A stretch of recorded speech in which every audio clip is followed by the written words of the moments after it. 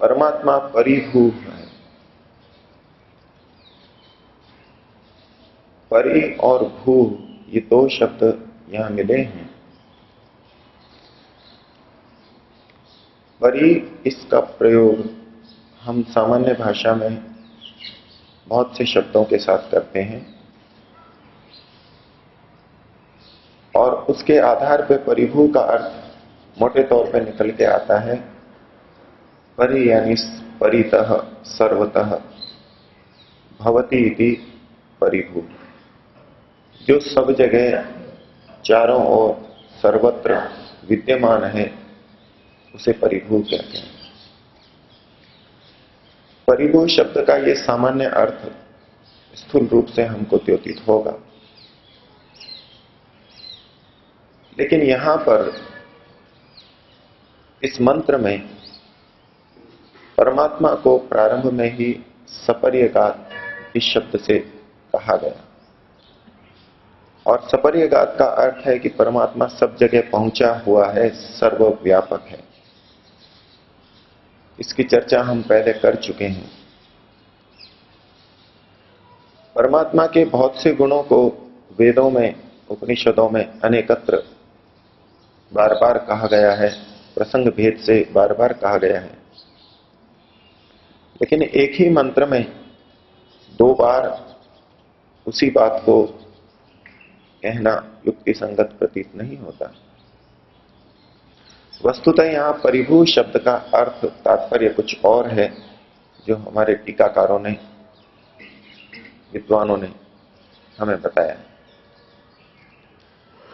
परिभू का जो सर्वव्यापक, सब जगह विद्यमान अर्थ होता है, हम लोग परिक्रमा शब्द का प्रयोग करते हैं, चारों ओर घूमना। परिदृश्य शब्द का प्रयोग करते हैं, संपूर्ण चारों ओर का दृश्य। परिसीमा, परिसीमन, इस तरह के बहुत से शब्दों का प्रयोग करते हैं जहां परि का मतलब परितः, सर्वतः ये अर्थ लेते हैं। तो आचार्य शंकर ने परिभू शब्द का अर्थ किया सर्वेशाम परि अर्थात ऊपरी भवति इति परिभू।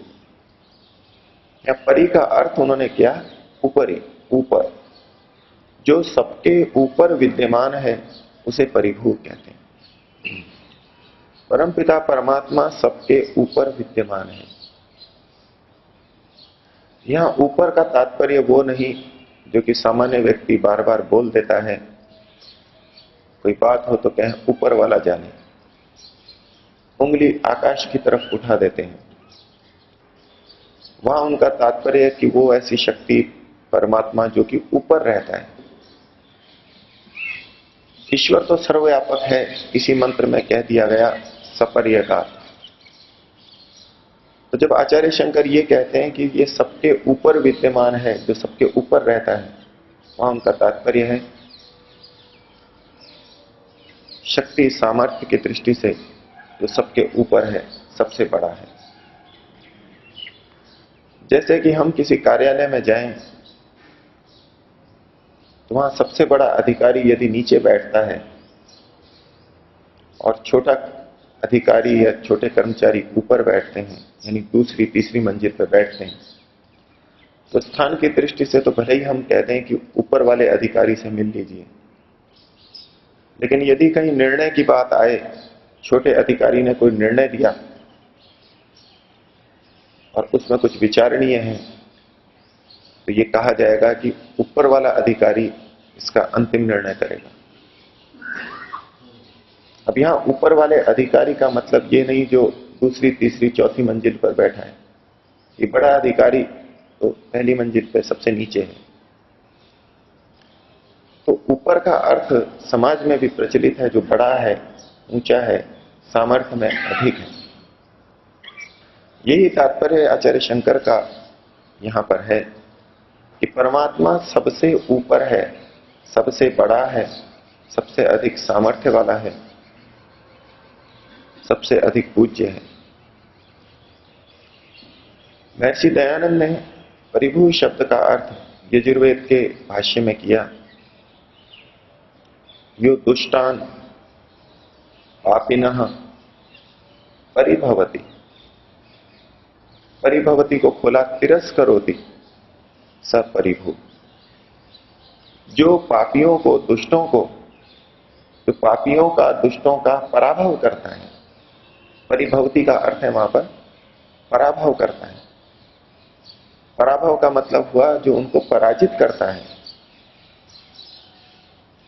उनको उनके कर्मों का उचित दंड दे देता है। जो पापी और जो दुष्ट अपने आप को बहुत शक्तिशाली मान करके समाज में अत्याचार कर रहा है, निरंकुश होकर के अन्यों को पीड़ित कर रहा है, उसको भी, चाहे छोटे से मोहल्ले में हो चाहे कस्बे में हो, जो अन्याय अत्याचार करता है और निरंकुश होकर के करने लगता है, राजा भी हो सकता है, सेनापति भी हो सकता है, प्रशासनिक अधिकारी भी हो सकता है, उन सब से हम कुछ डरते हैं क्योंकि हमारी सामर्थ्य नहीं होती कि उनको नियंत्रित कर सकें। शारीरिक बल से, बौद्धिक बल से, आर्थिक बल से वो कहीं किसी न किसी रूप में हमारे से अधिक होते हैं और इसीलिए वो अत्याचार कर पाते हैं और हम उनको सहन कर लेते हैं या उनसे हम पीड़ित हो जाते हैं। अर्थात जो दुष्ट और पापी है, कहीं ना कहीं वो किसी बल शक्ति को अधिक रखता है। तो परमात्मा उन सब से भी बड़ा है, उन सब से भी ऊंचा है। यदि किसी व्यक्ति में शारीरिक बल ना हो, बौद्धिक बल ना हो और आर्थिक बल ना हो, तीनों में से कोई भी बल ना हो, तो समाज के साथ अत्याचार कर ही नहीं सकता, क्योंकि दूसरे जो बलवान है वो उसको रोक देंगे और उसको डर रहेगा, यदि मैंने अत्याचार किया तो दूसरा मेरे को पीड़ित करेगा, दंड देगा। वो स्वयं नियंत्रित रहता है। इसलिए जो भी पापी अत्याचारी है वो कहीं ना कहीं या तो शारीरिक बल से युक्त है या बौद्धिक बल से युक्त है या यंत्रों के, मशीन गन आदि बलों से युक्त है और अथवा धन के बल से युक्त है, राज के बल से युक्त है। तो जितने भी दुष्ट पापी हैं उनका जो भी बल है, जितना भी बल है, हम संसार के सबसे बड़े से बड़े दुष्ट को, पापी को दृष्टिगत कर लें, बड़े से बड़े आतंककारी को, बड़े से बड़े अत्याचारी राजा को दृष्टिगत रख लें, उसका जितना भी बल है उस सबसे भी बड़ा बल परमपिता परमात्मा का है। इसलिए कहा जो दुष्टान पापिनः परिभवति, जो उनको भी पराभव कर देता है। हम उन दुष्टों को पराजित नहीं कर पाते, लेकिन परमपिता परमात्मा उनका भी पराभव करता है, कर सकता है। और परिभवति को महर्षि दयानंद ने खोला तिरस्करोति, जो उनका तिरस्कार करता है। तिरस्कार शब्द भी हमारे समाज में अपमान के अर्थ में प्रचलित है। किसी व्यक्ति ने दूसरे का तिरस्कार कर दिया अर्थात अपमान कर दिया, बेइज्जती कर दी। परमपिता परमात्मा पर इसको हम घटाएं कि क्या परमपिता परमात्मा दुष्टों पापियों का तिरस्कार करता है, अपमान करता है? यदि हम तिरस्कार को निंदित अर्थ में लें, जिस तरह से हम सामान्य जन दूसरे का तिरस्कार करते हैं, हमारे मन में उसके प्रति कुछ आक्रोश रहता है, क्रोध रहता है, उसकी हानि की भावना रहती है, उसको नीचा दिखाने की भावना रहती है। इस तरह की भावना तो परमपिता परमात्मा में है नहीं। परमपिता परमात्मा सबके हित के लिए, सबके कल्याण के लिए ही कार्यरत है।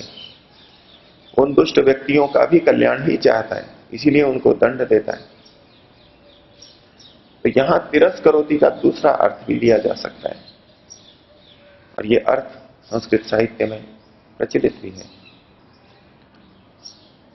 तो तिरस्कार का दूसरा अर्थ होता है कि किसी को दबा देना, गुप्त कर देना, छिपा देना।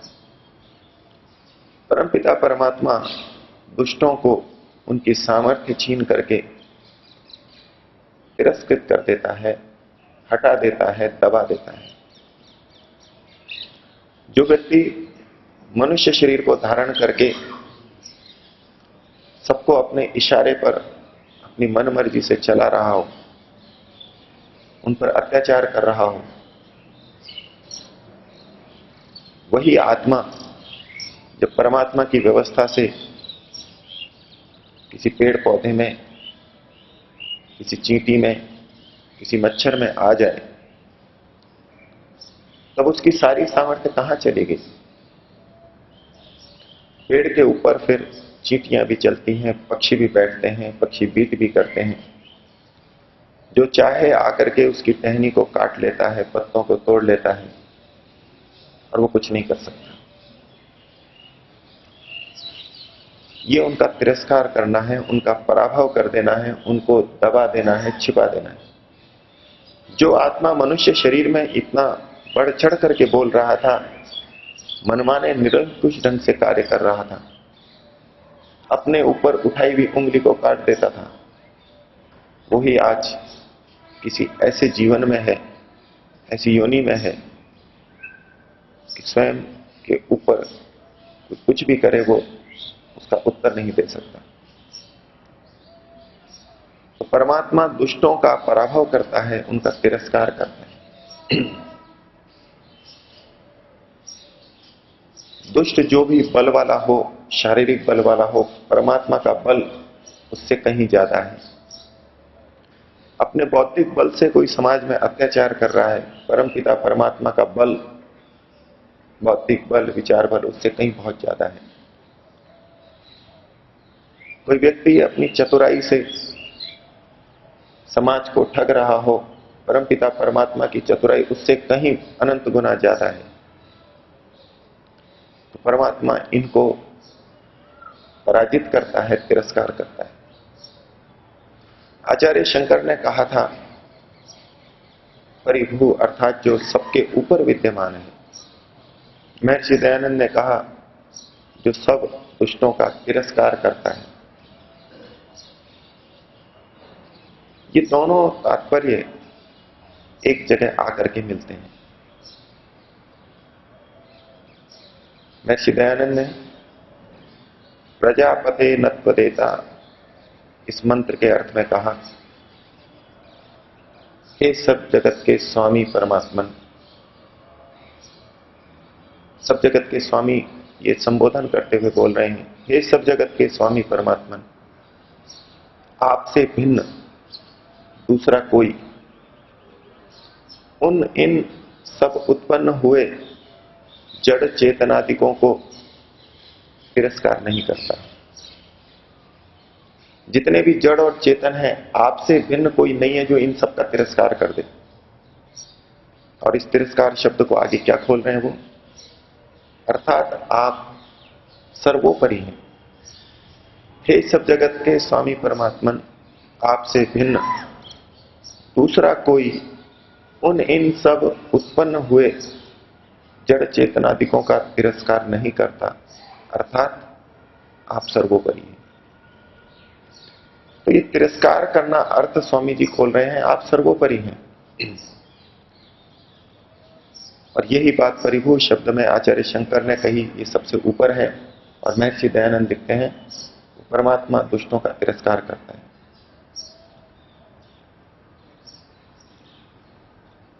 जिस प्रकार से किसी विद्यालय के सबसे तेज धावक की प्रशंसा होती है, लेकिन वही जब जिले के स्तर पर जाए, राज्य के स्तर पर जाए और सबसे पीछे रह जाए, तो वो एकदम फीका पड़ जाता है। विद्यालय में जो उसकी चमक थी, सब उसकी प्रशंसा कर रहे थे, वो भी प्रसन्न था, लेकिन उससे बड़े धावक आ गए तो वो उसका प्रदर्शन, वही प्रदर्शन और उससे अच्छा प्रदर्शन भी फीका ही लगता है। इसी प्रकार से जो राष्ट्रीय स्तर पर प्रथम स्थान प्राप्त करता है और वो ओलंपिक खेल में सबसे पीछे रहता है, तो उसका पराभव हो जाता है। परमपिता परमात्मा सभी दुष्टों से अधिक शक्ति रखता है, सामर्थ्य रखता है। उसके सामने सब फीके फीके हैं। इतनी चमक दमक वाले चक्रवर्ती राजा, बड़े बड़े विद्वान, बड़े बड़े सन्यासी, जिनके आगे हम नतमस्तक हैं, अच्छे अच्छे भी और बुरे भी, वो सब परमपिता परमात्मा के सामने फीके हैं, उसकी शक्ति सामर्थ्य के सामने फीके हैं। परमात्मा सर्वोपरि है, इन सबसे ऊपर है। अब इस दृष्टि से कहें कि परमात्मा के सामने सब फीके हो गए, परमात्मा ने उनका पराभव कर दिया, उनको तिरस्कृत कर दिया। निंदित अर्थ में नहीं, अच्छे अर्थों में। परमात्मा परिभू है, सबसे ऊपर है, दुष्टों का तिरस्कार करता है। लेकिन जो अच्छे हैं उनको मित्र के समान सहयोग करता है। कल्याण की भावना तो धार्मिक व्यक्ति के प्रति भी है और दुष्ट के प्रति भी है, लेकिन धार्मिक को सहयोग देकर के वो उसका कल्याण करता है और दुष्ट को उसका परिभव करके, उसको दबा करके, उसकी शक्ति सामर्थ्य छीन करके उसका कल्याण करता है। अब जब परमात्मा दुष्टों का पराभव करता है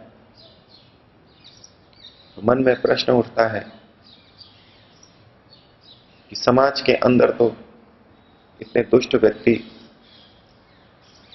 उन्नत होते हैं, खुले आम घूमते हैं, उनका यश होता है, वो पूजे जाते हैं, उनकी समाज में चलती है। अधिकांश धार्मिक ये मानते हैं गलत कार्य नहीं करना चाहिए और गलत कार्य करने का फल सदा बुरा ही होता है, ये मानते हैं और इस आधार पे अपने जीवन को संयमित रखते हुए धर्म के रास्ते पे चलते भी हैं। लेकिन एक बहुत बड़ा वर्ग है जो इस बात को नहीं मानता और मनचाहे ढंग से भ्रष्टाचार करना, मिलावट करना, बलात् दूसरे से कुछ भी ले लेना, ये सब करता रहता है। और इससे उनको धन भी मिल जाता है, यश भी मिलता है, उनकी बात मानी जाती है और वो बड़े प्रसन्न होते हैं। और जो धार्मिक व्यक्ति मन में धर्म के भाव को लेकर के ठीक रास्ते पर चल रहा था, वो इनको देख देख करके बार बार आशंकित होता है। उसके मन में बार बार ये प्रश्न उठता रहता है कि यदि दुष्टों की हानि होती है, दंड दिया जाता है, तो ये क्यों बढ़ रहे हैं। उसको अपने आप पे प्रश्न होता है, कहीं मैंने गलत सिद्धांत मान करके धर्म का रास्ता तो नहीं पकड़ लिया।